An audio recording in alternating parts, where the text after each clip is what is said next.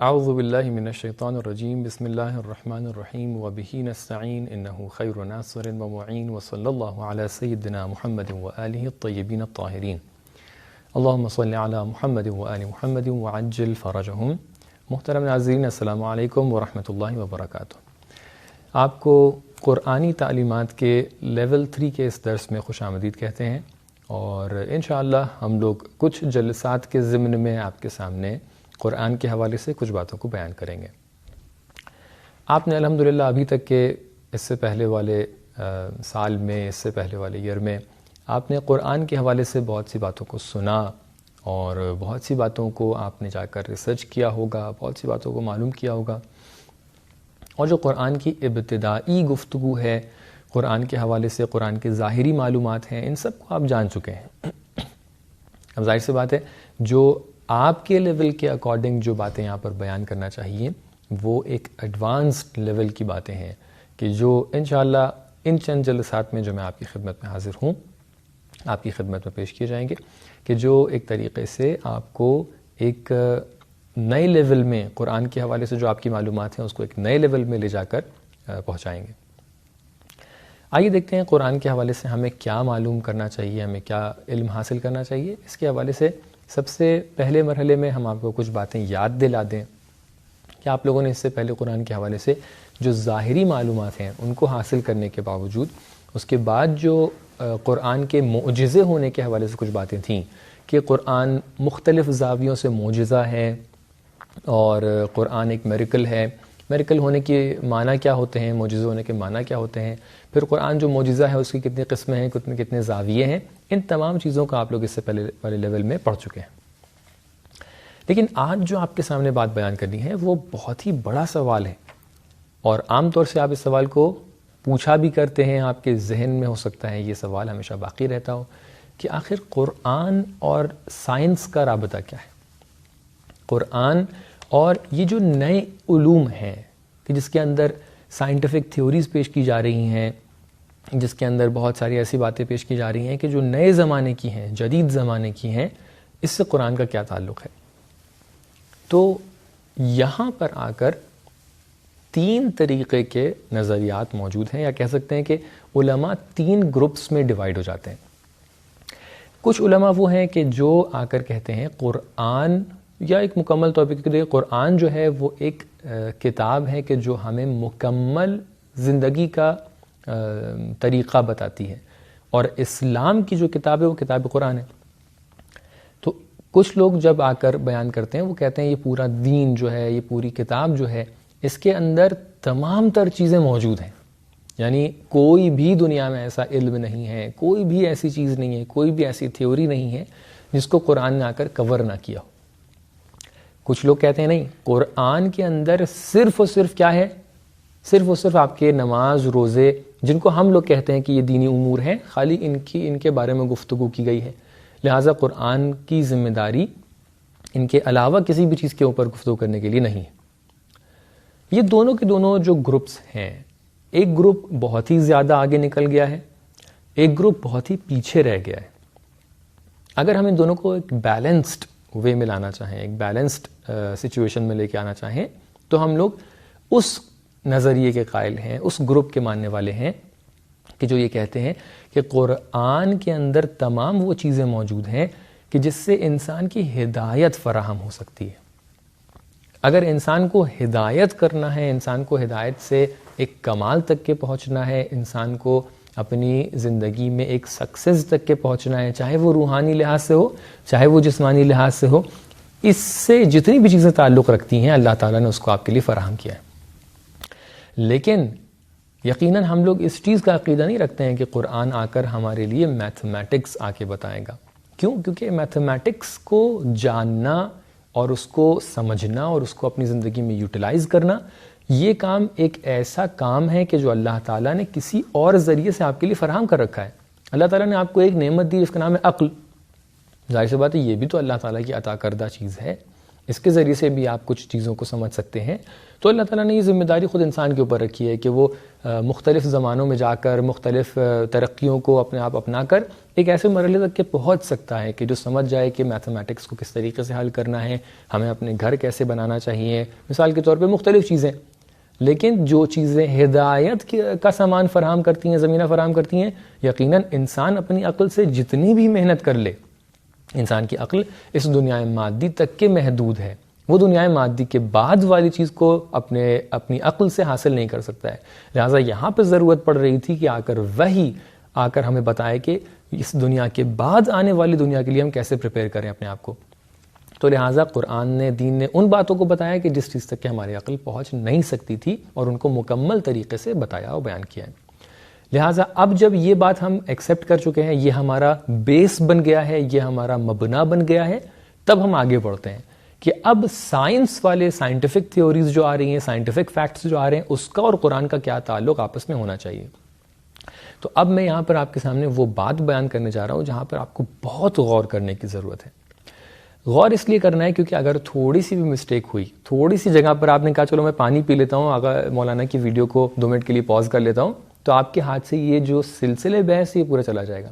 لہٰذا آپ سے گزارش یہ ہے کہ یہ جو گفتگو ہے اس کو مکمل آخر تک کے سنیے تاکہ آپ کے لیے بہت سارے سوالات کے جواب حل ہو جائیں. گفتگو کچھ اس طریقے سے کہ ہماری سائنس جو ہے جب وہ آ کر اس دنیا کے بارے میں گفتگو کرتی ہے تو وہ 2 پارٹس کے بارے میں گفتگو کرتی ہے. یا جو ہماری سائنٹیفک سٹیٹمنٹس ہیں, جو ہماری سائنٹیفک کنکلوژنز ہیں, جو ہمارے ایسی نالجز ہیں, ایسے سائنسز ہیں, ڈسپلنز ہیں کہ جس کے اندر آپ کو آ کر ایک معلومات پیش کرتے ہیں آپ کے لیے کہ دیکھیے انسان اس طریقے سے ہے, انسان کے رگوں میں یہ چیز دوڑ رہی ہے, انسان کے خون کے اندر یہ چیزیں ہوتی ہیں, پتھر ایسا ہوتا ہے, جانور ایسا ہوتا ہے. یہ 2 ٹائپ کی چیزیں ہوتی ہیں. ایک چیزیں ہوتی ہیں, ایک سیٹ ہے کہ جس کو ہم لوگ کہہ سکتے ہیں تھیوریز, ایک سیٹ ہوتا ہے جس کو ہم لوگ کہہ سکتے ہیں فیکٹس.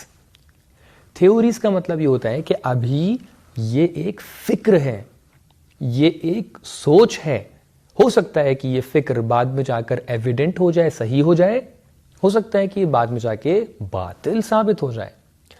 ایک چیز ہوتی ہے فیکٹ ہوتی ہے.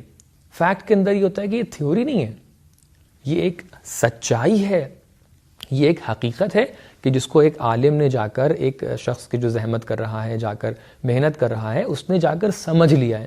مثال کے طور پہ ہم گریوٹی کی مثال لے لیں. گریوٹی کوئی تھیوری نہیں ہے, ایسا نہیں ہے کہ سامنے والا آ کے پیش کیا کہ ہو سکتا ہے کہ یہ سیب اس لیے گرا ہو کیونکہ ایک گریوٹی نام کی چیز ہے, نام کچھ بھی رکھ دیں آپ. یہ ایک فیکٹ تھا کہ جس کو آ کر ایک عالم نے سمجھا ہے. لیکن کبھی کبھی کیا ہوتا ہے, کبھی کبھی ایک تھیوری پیش کی جاتی ہے. فرض کیجئے یہ دنیا کیسے خلق ہوئی, یہ دنیا کیسے خلق ہوئی, آپ تو اس ٹائم پہ نہیں بیٹھے ہوئے تھے, نہ وہ سائنٹسٹ بیٹھا ہوا تھا, نہ وہاں پہ کوئی کیمرہ لگا ہوا تھا. ان تمام چیزوں کے لیے اس وقت اگر کوئی سائنٹسٹ آ کر کوئی تھیوری پیش کر رہا ہے تو وہ یہ قسم کھا کے نہیں بول سکتا ہے کہ ہاں دنیا اگر خلق ہوئی ہے تو اسی طریقے سے ہوئی ہے. کیوں؟ کیونکہ ہم وہاں پر کرسی رکھ کے بیٹھے ہوئے تھے اور ہم سب کچھ دیکھ رہے تھے. آپ نے گھر کے بارے میں کہہ سکتے ہیں کہ ہاں میرا گھر جو آپ دیکھ رہے ہیں ابھی بنا ہوا ہے, یہ میں کیونکہ اس ٹائم کے وہ کرسی رکھ کے بیٹھا ہوا تھا تو لہٰذا مزدور نے ایسے بنایا اور مستری نے آ کے ایسے کیا وغیرہ وغیرہ, اور میرا گھر میں نے خود دیکھا ہے بنتے ہوئے. آپ کہہ سکتے ہیں اپنے گھر کے بارے میں, لیکن دوسرے انسان اس دنیا کے بارے میں نہیں کہہ سکتے ہیں, کیونکہ یہ دنیا, اس دنیا میں انسان کے آنے سے کروڑوں سال پہلے دنیا کی خلقت ہوئی ہے. تو لہٰذا کیسے بتا سکتے ہیں کہ دنیا کیسے خلق ہوئی ہے؟ یہ ایک تھیوری ہے, یہ ایک ایسی سوچ ہے کہ دیکھو دنیا ایسے بھی خلق ہو سکتی ہے, دیکھو دنیا میں یہ چیز جو آپ تبدیلی دیکھ رہے ہیں ایسے بھی ہو سکتا ہے. بہت سی جگہ پر مثلا تھیوریز آپ کیا دیکھتے ہیں کہ فلاں پلانٹ ہے, برونو 2 پلانٹ ہے کہ جس کے اندر جو ہے دنیا کی طرح ہے. برونو 2 ہے کیا؟ آپ کہہ رہے ہیں کہ بھئی 3000 لائٹ ایئرز جو ہوتے ہیں اتنی دور پہ رکھا ہوا ہے. تو بھئی آپ کو پتا کیسے چلا کہ وہاں کے اوپر زندگی موجود ہے؟ تھیوری ہے. ہاں ہو سکتا ہے وہاں پر بھی ہو. آپ ایک تھیوری پیش کرتے ہیں کہ ہم اتنے سال چلتے چلے جائیں گے تب جا کر ہم فلاں پلانٹ کے اوپر پہنچیں گے. کیسے پتا چلا؟ تھیوری ہے, ہو سکتا ہے ایسا بھی ہو. تو لہٰذا ہمیں آ کر پہلے سائنٹیفک فیکٹس کے اندر اور تھیوریز کے اندر ڈفرینشیٹ کرنے کی ضرورت ہے. اب آتے ہیں قرآن کی طرف. قرآن آ کر کس کو سپورٹ کرتا ہے. کیونکہ ہم لوگ اکثر دیکھتے ہیں جیسے کوئی ایک فار ایگزامپل آپ نے سنا ہوگا فلاں حادثہ ہوا تو آپ کہیں گے دیکھیے قرآن کے اندر اتنی آیت کے اوپر اتنی اس کے اوپر اس کا اشارہ ہوا ہے. فلاں ایک نئی تھیوری آئی, ارے قرآن نے تو پہلے سے اس طریقے سے کہا تھا. تو ادھر سے دوسرا اعتراض ہو جاتا ہے کہ قرآن نے اگر کہا تھا تو آپ نے پہلے سے کیوں نہیں بتایا, کیوں اس سائنٹسٹ کو اتنی زحمت دی کہ وہ جا کے پہلے اتنی زحمت کر کے ایک تھیوری بنائے, پھر آپ کہیں کہ نہیں قرآن نے تو پہلے سے بیان کیا تھا. تو پرابلم یہاں پر ہوتی ہے کہ بہت سی تھیوریز کے اندر ہم جا کر مبتلا ہو جاتے ہیں. ہم لوگ تھیوریز اور فیکٹس کے درمیان فرق نہیں قائل ہوتے ہیں. اب دوسرا پوائنٹ یہاں پر یہ ہوتا ہے کہ اگر جو آج کل کی تھیوریز ہیں, جتنی بھی چیزیں اتنی معلومات ہمارے پاس حاصل ہو رہی ہیں, اگر ہم اس کے اوپر آگے کہہ دیتے ہیں کہ قرآن یہ بول رہا ہے اور اگلے 5-10 سال کے بعد ایک دم سے کیا معلوم ہوا کہ یہ تھیوری تو پوری طریقے سے غلط تھی, تو اس کا نتیجہ کیا نکلتا ہے کہ ہم کہتے ہیں نہیں قرآن نے اس کا مطلب غلط بات ہمیں بتائی تھی معاذ اللہ. تو یہ کہاں پر غلطی ہو جاتی ہے؟ جہاں پر ہم آ کر ان دونوں چیزوں کے درمیان فرق قائل نہیں ہوتے ہیں, جہاں پر ان دونوں چیزوں کو آپس میں سے سیپریٹ اور ڈیفرینشیٹ نہیں کرتے ہیں. تو لہٰذا ہمارے پاس کچھ فیکٹس ہیں, کچھ تھیوریز ہیں. قرآن کریم کی جو ذمہ داری ہے یا قرآن کریم نے جتنی چیزوں کو بیان کیا ہے اس میں قرآن کریم نے فیکٹس کو بیان کیا ہے. اگر ہم کسی چیز کی بنسبت فیکٹ تک کے پہنچ جاتے ہیں تو ہم کہہ سکتے ہیں کہ ہاں جو قرآن کے اندر وہ آیت آئی ہے وہ اس فیکٹ کی طرف اشارہ کر رہی ہے. لیکن اگر ہم نے ابھی تھیوری ایک آئی ہے نئی بازار میں کہ بھائی فلاں شخص نے کہا ہے کہ دنیا اس طریقے سے بھی خلق ہو سکتی ہے, آپ تھیوری کے آتے ہی فوراً کہہ دیں کہ نہیں یہ تو قرآن کے اندر پہلے سے ذکر ہو چکا ہے, تو کیا ہوگا کل کو اگر اس تھیوری کو اور آ کے باطل بیان کر دے گا, کہے گا کہ یہ تھیوری صحیح نہیں ہے, تو آپ ایک دم سے اپنے ایمان کے اندر, اپنے اسلام کے اندر شک کر بیٹھیں گے کہ بھئی یہ تھیوری تو غلط تھی اور اسلام وہی کہہ رہا تھا. یہ جو ہم کام کر رہے ہوتے ہیں کہ فلاں تھیوری صحیح ہے اور اسلام نے اس تھیوری کے اوپر گفتگو کی ہے, فلاں فیکٹ صحیح ہے, اسلام نے اس کی طرف اشارہ کیا ہے, قرآن نے اشارہ کیا ہے, اس کو بولتے ہیں تفسیر علمی. تفسیر علمی کے اندر آ کر جو مفسر ہوتا ہے, جو شخص تفسیر کر رہا ہے, کمنٹری لکھ رہا ہے, ایگزیجز لکھ رہا ہے, اس کا کام یہی ہوتا ہے کہ وہ آ کر بتاتا ہے کہ آیت قرآن جو آپ پڑھ رہے ہیں اس آیت کے اندر فلاں فیکٹ کے بارے میں اشارہ ہوا ہے, فلاں تھیوری کے بارے میں اشارہ ہوا ہے. سوال, کیا ہم لوگ تفسیر علمی کو مکمل طور پہ قبول رکھتے ہیں؟ ہم نے جواب آپ کے سامنے واضح بیان کر دیا ہے کہ نہیں, ہم لوگ ہر تفسیر علمی کو قبول نہیں رکھتے ہیں. تو لہٰذا ہم لوگ سائنس کو ایک دم الگ بھی نہیں رکھتے ہیں اور ایسا بھی نہیں ہے کہ سائنس کے ہر تھیوریز کو ہم ایکسیپٹ کر لیں, کیونکہ خود سائنٹسٹ جو ہوتے ہیں وہ لوگ خود ایکسیپٹ نہیں کرتے ہیں. آپ یہ بتائیے, جب 2 کمپنیز ہوتی ہیں وہ کہتی ہیں کہ اس بیماری کی دوا یہ چیز ہے اور سامنے والی کمپنی کہتی ہے اس بیماری کی دوا یہ چیز ہے. آپ نے دیکھا ہوگا فلاں میڈیکل سسٹم ہے, ایک ایلوپیتھی ہے, ایک ہوموپیتھی ہے, فلاں ہوموپیتھی ایک طریقے سے علاج کرتی ہے, ایلوپیتھی ایک طریقے سے علاج کرتی ہے. دونوں ایک دوسرے کو کانٹرڈکٹ کرتے ہیں, کہتے ہیں یہ صحیح نہیں ہے, وہ کہتے ہیں یہ صحیح نہیں ہے. تو جب خود سائنٹسٹ ایک دوسرے کی مخالفت کر سکتے ہیں تو قرآن اس جگہ پر سائنس کے اس پرٹیکولر ایسپیکٹ کی مخالفت کیوں نہیں کر سکتا ہے؟ تو لہٰذا قرآن سائنس کا مخالف نہیں ہے, لیکن جہاں تک کہ جو چیز حقیقت ہوتی ہے اس کو ایکسیپٹ کرتا ہے, لیکن جو چیز حقیقت نہیں ہوتی ابھی ایک فکر کی حد تک ہے اس کو ایکسیپٹ نہیں کرتا ہے. لہٰذا ہم لوگ اس حد تک کے تفسیر علمی کو مان سکتے ہیں, ہم لوگ اس حد تک کے سائنس کو مان سکتے ہیں کہ جہاں تک کہ وہ فیکٹ کی بات کر رہا ہے. لیکن جہاں سے تھیوریز کی بات شروع ہو جاتی ہے تو جب تک کہ یہ تھیوری ایویڈنٹ نہیں ہو گئی تب تک کہ ہم اس تھیوری کو کسی بھی آیت سے لنک نہیں کر سکتے. ہم نہیں کہہ سکتے ہیں کہ فلاں آیت اس تھیوری کے بارے میں گفتگو کر رہی ہے. اب انشاءاللہ میں کچھ مثالیں دوں گا کہ جس کے ذریعے سے آپ کو بالکل واضح طور پر سمجھ میں آ جائے گا کہ ہم کیا کہنا چاہ رہے ہیں, کہ کہاں پر ہم ایک تھیوری کی بات کر رہے ہیں, کہاں پر ہم ایک فیکٹ کی بات کر رہے ہیں.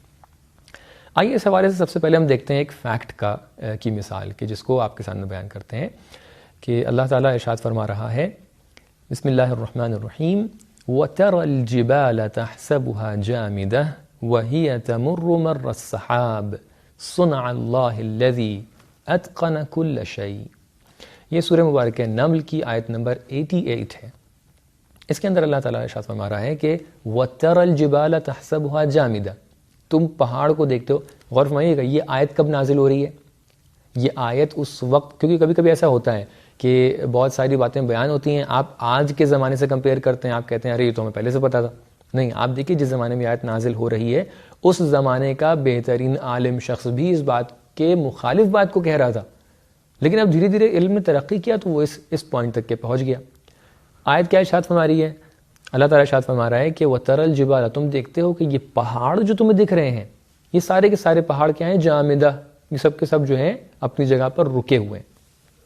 جیسے کیونکہ پہاڑ کے لیے تعبیر کیا آئی کہ یہ کیل ہیں، زمینوں کی کیلیں ہیں. جو کیل ہوتی ہے وہ ٹہلتی تھوڑی نہ رہتی ہے، کیل جہاں پر ٹھوک دی آپ نے وہاں پر رکی رہتی ہے. تو تحسبها جامدہ، تم سمجھتے ہو کہ یہ جو جتنے پہاڑ ہیں سب کے سب اپنی جگہ پر ٹھہرے ہوئے ہیں. وہی تمر مر السحاب، اور یہ سارے کے سارے پہاڑ کیا ہیں؟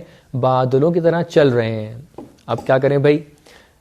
ہم تو پہاڑ کو ابھی تک کیا سمجھ رہے تھے، کیونکہ جس زمانے میں اسلام کا ظہور ہوا ہے، پیغمبر اکرم نے آ کر ان آیت کو پڑھا ہے، اس زمانے میں نظریے ہیئت بطلیموس چلا کرتا تھا. ہیئت بطلیموس کا مطلب یہ تھا کہ بھائی زمین جو ہے کہیں سے بھی کچھ موشن نہیں کر رہی ہے، بلکہ باقی جتنے سیارات ہیں، پلانٹس ہیں، وہ زمین کے آس پاس ٹہل رہے ہیں، اور زمین ایک دم اسٹرکٹلی اپنی جگہ پر باقی. جیسے ہی ان آیت کو پڑھا گیا کہ تم لوگ جو ہیں پہاڑ کو سمجھ رہے ہو کہ سب رکے ہوئے ہیں، یہ تو بادلوں کی طرح چل رہے ہیں، تو یقیناً اس ٹائم کے بہت سے لوگوں نے اعتراض کیا کہ بھئی یہ کیا بیان کر رہے ہیں. اس زمانے میں جو حقیقت ہمیں پتہ ہے وہ تو یہ ہے کہ نہیں، پہاڑ نہیں چل رہے ہیں. کیوں پہاڑ کی گفتگو کی؟ کیونکہ پہاڑ زمین کا وہ حصہ ہے کہ جو کبھی بھی ہلتا نہیں. آپ کہہ سکتے ہیں گھر ٹوٹ جاتے ہیں، آپ کہہ سکتے ہیں کہ انسان کی بستیاں ویران ہو جایا کرتی ہیں، شہر ویران ہو جایا کرتے ہیں، لیکن پہاڑ اتنا عظیم ہوتا ہے. کیونکہ آپ لوگ دیکھیں عام طور پہ کیا کہتے ہیں کہ فلاں شخص جو ہے پہاڑ کی طرح مضبوط ہے. یعنی کیا؟ یعنی جب وہ ایک بات کہہ دیتا ہے، جہاں پہ ڈٹ جاتا ہے تو وہ ہلتا نہیں ہے. آپ دیکھیں احادیث کے اندر پہاڑ کی مثال آئی ہے اس مومن کے لیے کہ جو بہت ہی زیادہ اپنے ایمان کے اندر مضبوط ہے. المؤمن کالجبل الراسخ، کہ مومن وہ ہے کہ جو بہت ہی مضبوط پہاڑ کی طرح ہے. کیوں؟ کیونکہ پہاڑ مضبوطی کی علامت ہے. اب جب پوری زمین میں پہاڑ اللہ تعالیٰ کہہ رہے ہیں کہ یہ جامد نہیں ہے، ہل رہے ہیں، تو اس کا مطلب زمین تو ہل ہی رہی ہے.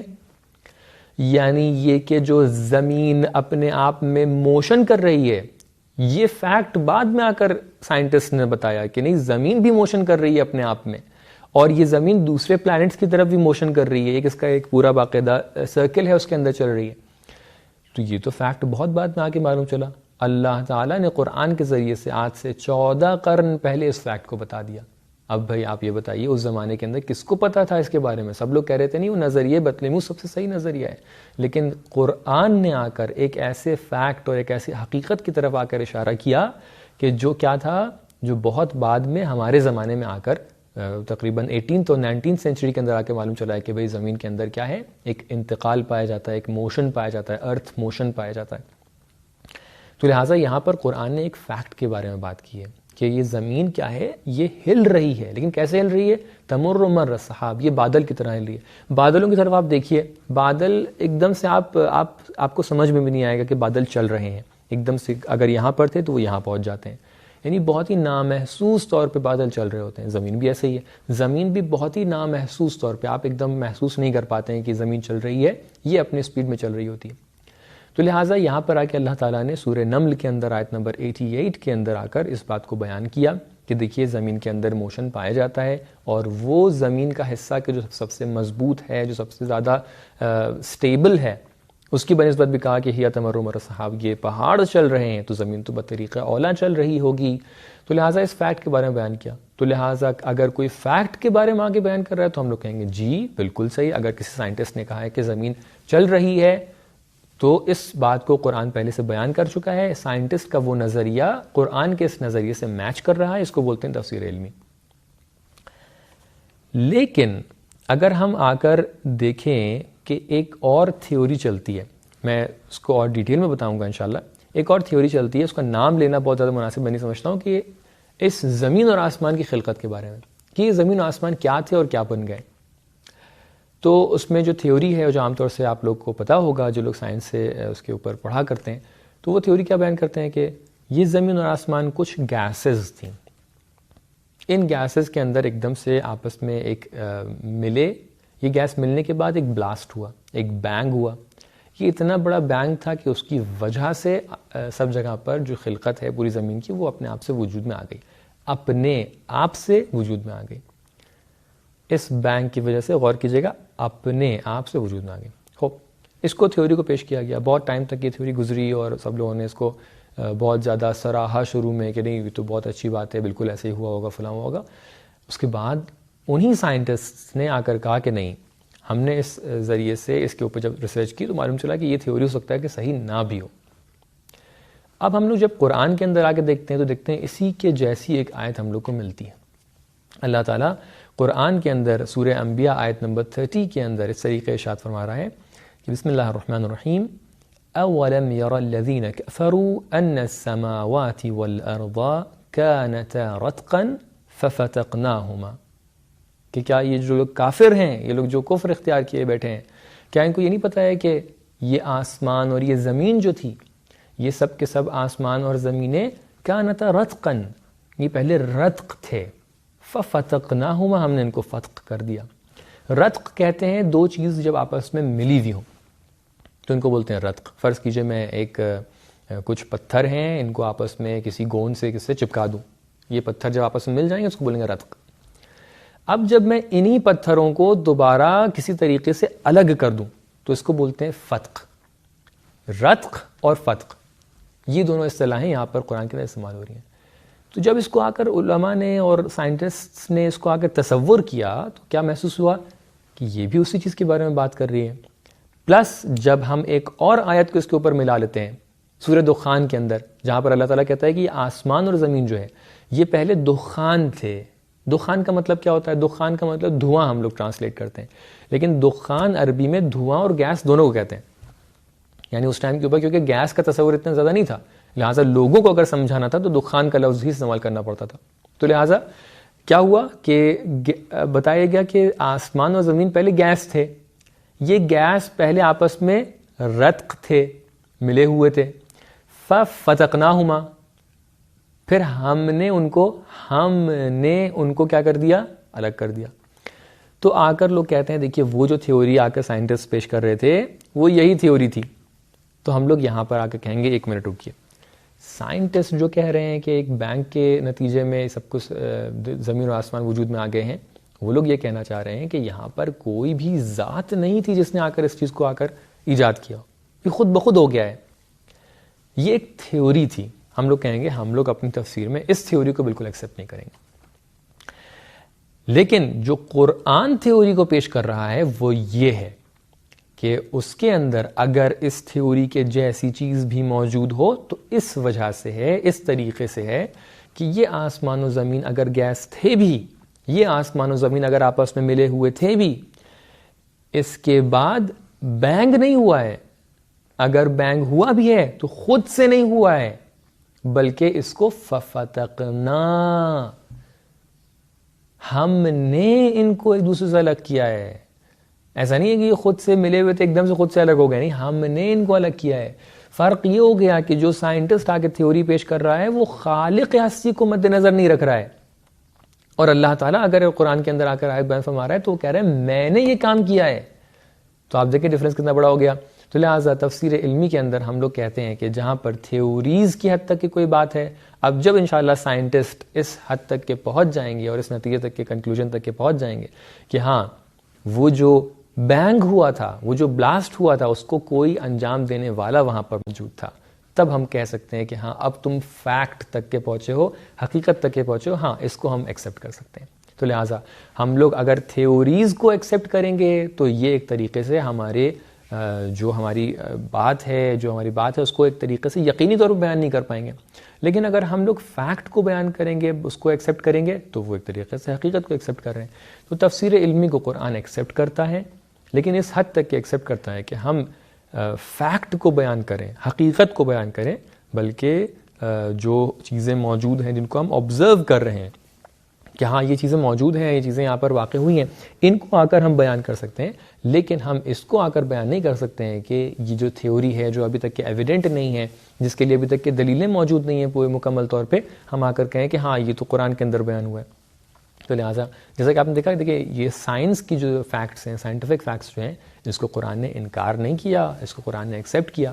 تو لہٰذا ہم لوگ اس چیز کے قائل ہیں کہ یہ اگر تفسیر علمی کے اندر فیکٹ ہیں، اور الحمدللہ ہمارے پاس بہت سی تفسیریں ہیں کہ جو آ کر فیکٹس کے بارے میں گفتگو کرتے ہیں. مثال کے طور پہ یہی آیت جو سورہ نمل کی آیت نمبر 88 ہے، اس کے اندر آپ دیکھتے ہیں کہ اللہ تعالیٰ ارشاد فرماتا ہے کہ وَجَعَلْنَا مِنَ الْمَاءِ كُلَّ شَيْءٍ حَيٍّ، کہ ہم نے تمام زندہ چیزوں کو پانی کے ذریعے سے خلق کیا. آج جو ہیں سائنٹسٹ بولتے ہیں سب سے پہلی حیات اور سب سے پہلی زندگی کی جو کشف ہوئی ہے اس دنیا کے اندر وہ کب ہوئی ہے؟ وہ پانی کے اندر ہوئی ہے. یعنی سب سے پہلی زندہ چیز جو اس دنیا کے اندر وجود میں آئی ہے. البتہ یہ بھی اپنے آپ میں تھیوری ہے, اس کو ہم لوگ نہیں کہیں گے کہ اس کی طرف قرآن اشارہ کر رہا ہے, لیکن بہرحال اس وقت کے اوپر جو علماء ہیں جو تھیوریز پیش کرتے ہیں وہ لوگ یہی کہہ رہے ہیں کہ سب سے پہلی جو زندہ چیز ملی ہے وہ ہم لوگ کو پانی کے اندر ملی ہے اور وہ پانی کے اندر تھی. آئیے ایک اور مثال ہم لوگ دیکھتے ہیں کہ جہاں پر اللہ تعالیٰ نے آ کر اعجاز علمی بیان کیا ہے. اچھا, یہاں پر ہو سکتا ہے آپ کے لیے ایک سوال اٹھے, آپ کہیں کہ ٹھیک ہے قرآن نے ان چیزوں کو تو بیان کیا ہے, تو ان چیزوں کو بیان کرنے کا مقصد کیا ہے؟ یا تو آگے پوری طریقے سے سائنس کو بیان کرتا, کہتا کہ ٹھیک ہے یہ کیمسٹری ہے, یہ زولوجی ہے, یہ باٹنی ہے, اور یہ اس کے یہ امپیریکل سائنسز جو بیان ہوتی ہیں, یہ سب امپیریکل سائنسز کو یہاں بیان کرتا, ایکسپیریمنٹل سائنسز کو بیان کرتا, فلاں طریقے سے بیان کرتا. اور اگر نہیں کرنا تو نہیں کرتا, یا تو کرے اچھے سے کرے یا تو نہ کرے. تو اس کا جواب یہ ہے کہ اللہ تعالیٰ کی جو فرسٹ ذمہ داری ہے, جو پرائیورٹی ہے, وہ اس حوالے سے ہے کہ انسان اپنی جو اس کے وجود کا جو زیادہ اہم ایسپیکٹ ہے کہ جو اس کا اسپریچول ایسپیکٹ ہے, کیونکہ ظاہر سی بات ہے انسان کا جو فزیکل ایسپیکٹ ہے اس کے اندر وہ جانور کے ساتھ مشترک ہے. انسان, ایک عالم کے پاس کوئی شخص گیا, اس نے کہا کہ فلاں شخص جو ہیں بہت بڑے عالم ہیں اور بہت بڑے صاحب کرامت اور صاحب اختیار شخص ہیں. تو عالم نے پوچھا کہ وہ کیا کر لیتے ہیں؟ تو اس نے پوچھا کہ آپ کو پتہ ہے وہ ہوا میں اڑ لیتے ہیں.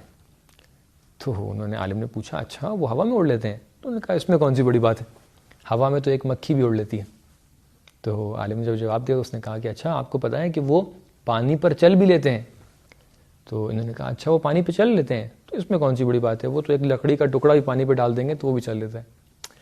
تو انہوں نے یہی کہا کہ دیکھیں اس کے اندر تو کوئی بڑی بات نہیں ہے. تو لہٰذا ان عالم سے پوچھا گیا کہ بھئی بڑی بات ہے کہ آپ کی نظر میں کون صاحب کرامت ہو سکتا ہے؟ تو انہوں نے آ کر یہ کہا کہ اگر کوئی انسان لوگوں کے درمیان میں رہ کر اپنی زبان پر قابو رکھے اور لوگوں کے ساتھ صحیح برتاؤ کرے تو وہ ایک بڑا شخص کہلاتا ہے, صاحب کرامت شخص کہلاتا ہے. تو دیکھیں جو فزیکل ایسپیکٹس ہیں, جو فزیکل طریقے سے ہم لوگ کوئی کام کرتے ہیں, تو اس میں ہو سکتا ہے کچھ چیزوں میں ہم مکھی کے برابر بن جائیں, کچھ چیزوں میں ہم حتی لکڑی اور پتھر کے جیسے بن جائیں. وہ امپورٹنٹ نہیں ہے, کیونکہ جو جیسے جانور ایک کام کر رہا ہے وہ بھی کھا رہا ہے, ہم بھی کھا رہے ہیں, وہ بھی اس کی بھی نسل چل رہی ہے آگے, ہماری بھی نسل چل رہی ہے, تو ہمیں اس میں فرق کیا ہو جائے گا؟ تو لہٰذا جو زیادہ ہمارے لیے امپورٹنٹ اور ہمارے لیے اہم ایسپیکٹ ہوتا ہے ہمارے وجود کا, وہ کیا ہوتا ہے؟ ہمارا اسپریچول ایسپیکٹ ہوتا ہے, ہمارا روحانی زاویہ وجود جو ہے وہ زیادہ اہم ہے. تو لہٰذا اللہ تعالیٰ نے قرآن جو نازل کیا ہے وہ اس لیے نازل کیا ہے کہ اس کی فرسٹ پرائیورٹی یہ رہے کہ آپ کے جو اسپریچول ایسپیکٹ ہیں اس کی ترقی کے لیے سامان فراہم کریں, اس کے اندر آپ کو ایک کمال تک پہنچانے کے لیے سامان اور زمینہ فراہم کریں. پھر اب سوال یہ اٹھتا ہے کہ ٹھیک ہے چلیں آپ نے قرآن کے اندر ساری کی ساری وہ چیزیں بیان کر دیں جو ہمارے لیے ہدایت کے لیے ضروری تھیں, تو پھر آپ نے اس کے اندر سائنٹیفک اشارے کیوں کیے؟ اللہ تعالیٰ کہے گا ہاں ہم نے اس کے اندر سائنٹیفک اشارے اس لیے کر دیے تاکہ مختلف زمانوں میں مختلف لوگ اپنے آپ کو قرآن سے کنیکٹ کر سکیں. ظاہر سی بات ہے اللہ تعالیٰ ایک دم اگر اس کے اندر کوئی بھی اشارہ نہ کرتا, اس کے اندر خالی کہتا کہ ٹھیک ہے آپ جا کر سچ بولیے, جھوٹ نہ بولیے, نماز پڑھیے, روزہ رکھیے, اور یہیں پہ ختم ہو جاتا ہے, تو لوگ ایک مرتبہ کہتے ہیں ٹھیک ہے بہت خشک کتاب ہو گئی. نہیں, اللہ تعالیٰ نے کہا کہ اس کو ایسی کتاب بنائیں گے کہ تم ہر زمانے میں اپنے آپ کو کنیکٹ کر سکو. آئیے ہم اپنے جوانوں کو ان حقائق کے بارے میں بتائیں, ان فیکٹس کے بارے میں بتائیں, تفسیر علمی کے بارے میں بتائیں کہ دیکھیے ایسی چیزیں بھی قرآن نے اپنے آیات کے اندر بیان کی ہیں کہ جو ہم آج کے زمانے میں تھیوریز اور فیکٹس جو آ رہے ہیں ان کے ذریعے سے ہم اس کو محسوس کر سکتے ہیں کہ ہاں قرآن اس فیکٹ کے بارے میں گفتگو کر رہے ہیں. تو لہٰذا یہ تفسیر علمی ہے کہ جس کو ہم لوگ اپنے جوانوں کے سامنے پیش کر سکتے ہیں, اور ہمارے بزرگوں کے اندر بھی جو اس فیلڈ کے لیے, اس فیئر کے لیے بہت زیادہ ان کو اگر انٹرسٹ ہے تو وہ آ کر تفسیر علمی کو پڑھ سکتے ہیں. الحمدللہ تفسیر نمونہ کے اندر آپ دیکھ سکتے ہیں کہ مختلف جگہ کے اوپر انہوں نے سائنٹیفک تفسیر کی طرف اشارہ کیا ہے, اور ہمارے ناظرین جا کر اس تفسیر نمونہ کے مختلف والیومز کے جو انگلش میں بھی اویلیبل ہیں، اردو میں بھی اویلیبل ہیں، ان کو جا کر لے سکتے ہیں اور ان سے استفادہ حاصل کر سکتے ہیں۔ ایک مثال اور مختصر ہم بیان کرتے ہیں تفسیر علمی کی، اور اس کے بعد انشاءاللہ آپ کا یہ سیشن جو ہے فرسٹ سیشن ہے، انشاءاللہ آپ کو بہت نہ تھکائیں اور یہیں پر اپنی گفتگو ختم کریں گے۔ تو تیسری اگزامپل جو اس حوالے سے بیان کرنا ہے وہ ہے قرآن کے سورہ واقعہ آیت نمبر 75 اور 76 کہ جس کے اندر اللہ تعالیٰ ارشاد فرماتا ہے اعوذ باللہ من الشیطان الرجیم فلا اقسم بمواقع النجوم، اللہ تعالیٰ قسم کھا رہا ہے مواقع النجوم وَإِنَّهُ لَوْ تَعْلَمُونَ عَظِيمٌ، اللہ تعالیٰ کہہ رہا ہے کہ جو ستارے ہیں ان کے جو مواقع ہیں، مواقع یا موقع ستاروں کی زبان میں یا قرآن کی زبان میں اس ریڈار کو بولتے ہیں جہاں پر ایک ستارہ چل رہا ہوتا ہے۔ ظاہر سی بات ہے ہر ایک ستارہ، ہر ایک پلانٹ ایک اپنے خاص ریڈار میں چل رہا ہے، ایک خاص اس کے لیے ایک راستہ بنا ہوا ہے۔ ظاہر سی بات ہے کہ ذرا سا بھی اپنے ایک دوسرے سے الگ ہو جائیں، یا آپ جو سنتے آ رہے ہیں کہ مثال کے طور پہ کچھ دنوں بعد کبھی کوئی کہتا ہے کہ پلانٹ ختم ہو جائے گا، دنیا ختم ہو جائے گی کیونکہ فلاں پلانٹ کا ایک پتھر آ رہا ہے زمین کی طرف اور ایسا ہو رہا ہے ویسا ہو رہا ہے، تو دیکھیں وہ پتھر تو بہت آ رہے ہیں، لیکن کیونکہ ہر پتھر، ہر پلانٹ جو ٹوٹتا ہے یا جو ستارے ٹوٹتے ہیں وہ اپنے خاص ریڈار میں چل رہے ہوتے ہیں، تو لہٰذا جو کیلکولیشنز ہوتے ہیں سائنٹسٹ کے وہ اس طریقے سے بتاتے ہیں کہ فلاں پتھر اگرچہ آ رہا ہے لیکن ہماری زمین تک کہ وہ نہیں پہنچ پائے کیونکہ اس کا ریڈار وہ نہیں، لیکن بہت سی جگہ پر وہ ریڈار میں ہوتے بھی ہیں۔ تو یہ ریڈار کس نے بنائے؟ آپ کو پتہ ہے جس ٹائم کے اوپر یہ آیت نازل ہوئی اس ٹائم کے اوپر لوگوں کا عقیدہ یہ تھا، وہی نظریہ بطلیموس جو تھا اس کے اندر یہ بھی بتایا گیا تھا کہ یہ جو ستارے دکھ رہے ہیں یہ ستارے کوئی پلانٹ نہیں ہیں، یہ ستارے کوئی سیارہ نہیں ہیں، یہ ستارے ان کیلوں کی چمک ہیں کہ جو آسمانوں میں لگی ہوئی ہیں۔ وہ سمجھتے تھے جیسے ہماری یہ چھتیں ہیں ویسے آسمان بھی ہیں، آسمان جو ہے ایک طریقے سے چھت ہے ہمارے لیے، اور اس کو کیلوں سے اس کو کیا کیا گیا ہے، وہاں پر جڑا گیا ہے، پوری طریقے سے آسمان بنائے گئے۔ تو کہتے تھے اب یہ کیلیں کب دکھتی ہیں؟ یہ رات کو جب پورا اندھیرا ہو جاتا ہے نا، تو کیلوں کی جو نوک ہوتی ہے یا کیلوں کے جو سر ہوتے ہیں وہ کیا ہوتے ہیں؟ چمکتے ہیں۔ تو وہ سمجھتے تھے ستارے خالی یہ چمک ہیں ان کیلوں کی۔ اس زمانے میں آ کر آیت کیا ارشاد فرما رہی ہے کہ یہ ستارے جو تم دیکھ رہے ہو، نجوم جو تم دیکھ رہے ہو، ان کا ایک خاص رفت و آمد کے لیے خاص راستہ ہے۔ تو لوگوں کے لیے ہو سکتا ہے اس ٹائم کے اوپر ہنسنے کی بات ہو، لیکن بعد میں جب نظریات سامنے آئے، تھیوریز سامنے آئیں، سائنٹیفک فیکٹس سامنے آئے، تو وہاں پہ کیا بیان کیا گیا کہ نہیں، ان کا واقعی ایک ریڈار ہوا کرتا ہے۔ تو لہٰذا یہاں پر بھی اللہ تعالیٰ نے ایک نظریے کی طرف، ایک سائنٹیفک فیکٹ کی طرف اشارہ کیا کہ جس سے ہم یہ حاصل کر سکتے ہیں کہ قرآن اپنی ذمہ داری نہیں سمجھتا ہے کہ آپ کے لیے آ کے سائنس کو بیان کریں، لیکن قرآن نے کہیں کہیں کے اوپر آپ کو سائنس کی کچھ چیزوں کو بیان کیا ہے تاکہ جو اس فیلڈ کے ماہر ہیں وہ بھی اپنے آپ کو قرآن سے کنیکٹ کر سکیں۔ اور قرآن نے مختلف فیلڈز کے بارے میں اسی لیے کہیں کہیں کے اوپر کچھ باتوں کو بیان کیا ہے تاکہ لوگ کوئی اگر خاص فیلڈ کے ہیں تو یہ نہ سمجھیں کہ قرآن تو ہمارے لیے نازل ہی نہیں ہوا ہے، نہیں، قرآن کا جو لکھنے والا ہے، بنانے والا ہے، خالق قرآن جو ہے وہ کیونکہ اس پوری کائنات کا خالق کائنات ہے، خالق زمین اور آسمان ہے، اس نے اس زمین اور آسمان کی حقیقتوں کو، فیکٹس کو آپ کے سامنے بیان کیا ہے تاکہ آپ اپنے آپ کو قرآن سے کنیکٹ کر سکیں اور آ کر قرآن کا مطالعہ فرمائیں، قرآن کو پڑھیں۔ یہیں پر ہم لوگ اپنی گفتگو ختم کرتے ہیں، انشاءاللہ اگلے سیشن میں دوبارہ آپ کے سامنے حاضر ہوں گے ایک دوسری گفتگو کو لے کر انشاءاللہ تعالی۔ والسلام علیکم ورحمۃ اللہ وبرکاتہ۔ آج کے سیشن کا جو آپ کا کوڈ ہے کہ جو آپ کو بیان کرنا ہے اپنے اٹینڈنس کے لیے وہ ہے AB3 AB3۔ والسلام علیکم ورحمۃ اللہ وبرکاتہ۔